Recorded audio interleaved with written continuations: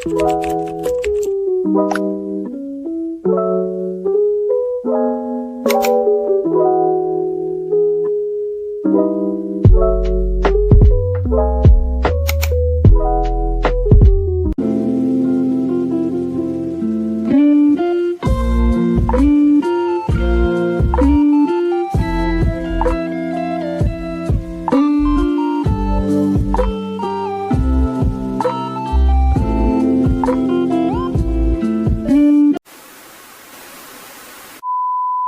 and a very good morning to all my fellow friends and our dear mates.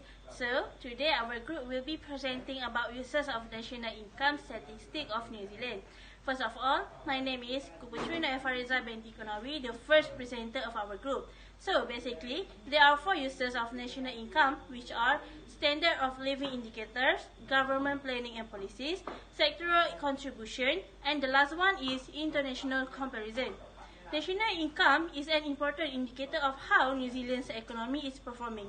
For your information, national income is presented under national accounts. There are 3 keys to measure total economic performance that found in national accounts, which are production aggregate, expenditure aggregate, and income aggregate.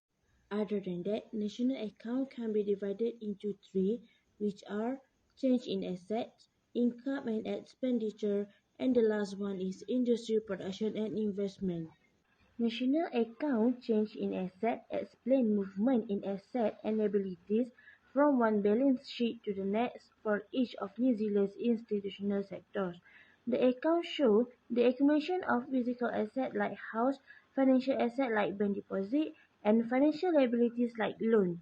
For national account income and expenditure, it gives key annual information about income, expenditure, and saving for the 6 sectors of New Zealand's economy, such as producer enterprises, financial intermediaries, government, non-profit institutions, service households, and the rest of the world.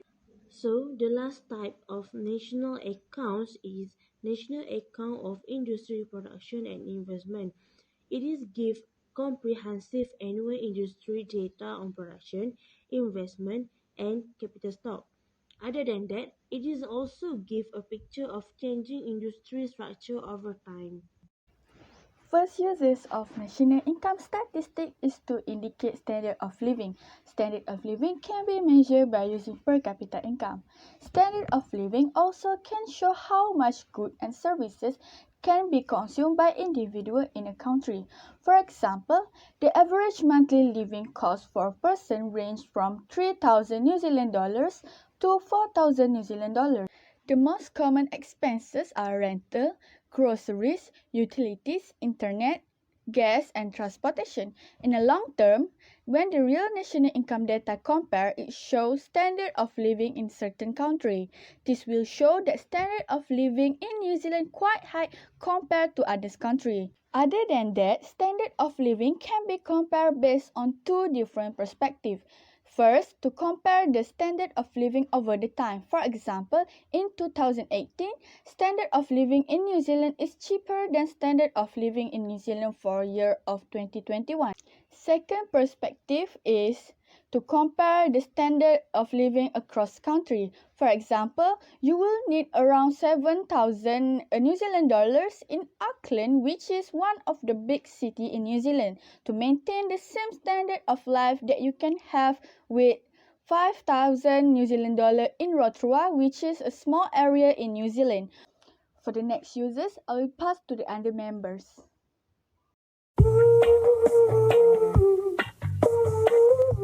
My name is Muhammad HAFIZ bin Muhammad TARMIZI. Just now you already hear about the user of national income statistic in the living indicator, right? So now you with me and I will present to you about the user of national income statistic in the government planning and policy. So let's go. How do you think about the New Zealand trend of national income statistic? So as we can see, the New Zealand income statistic are increased steadily year by year from 2000 until 2020. This show that the government had implementing a good plan for the country, for the nation. So, do you want to know what the New Zealand government had planned for the country? So let's go and see.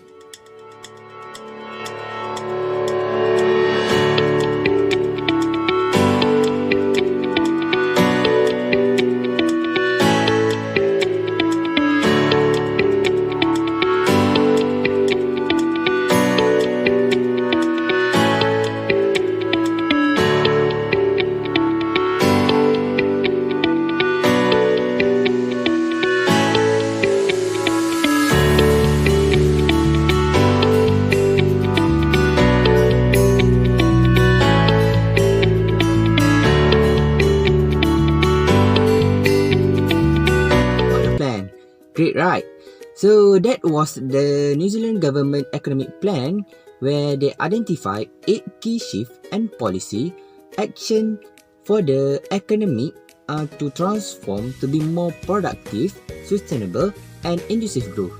With this plan, the New Zealand have the unique opportunity to build their strength and use this to lead the world on leading the economic challenge of the next 30 years. That how the New Zealand government use the national income statistics. That's all from me. See you next time. An economy is made out of various economic activities. These activities can be grouped according to the specific sectors, such as the primary sector, secondary sector, and tertiary sector. The primary industry provides raw materials such as wool, meat, and coal. Even if the primary industry has a high amount of physical capital, which is the money invested in land, it employs a relatively small number of people. In 2008, half of the input materials for the tea industry were imported.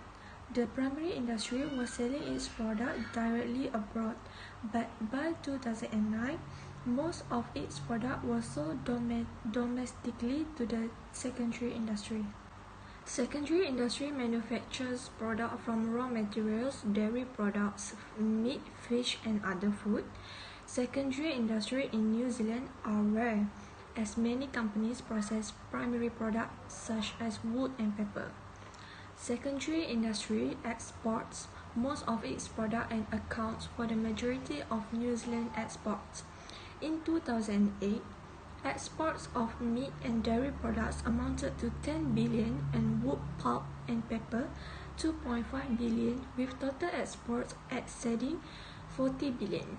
Both of these industries invest heavily in land and facilities and use large amounts of electricity.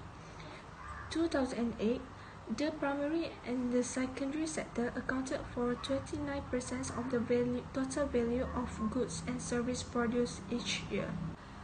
Tertiary industry provides services that account for 71% of GDP.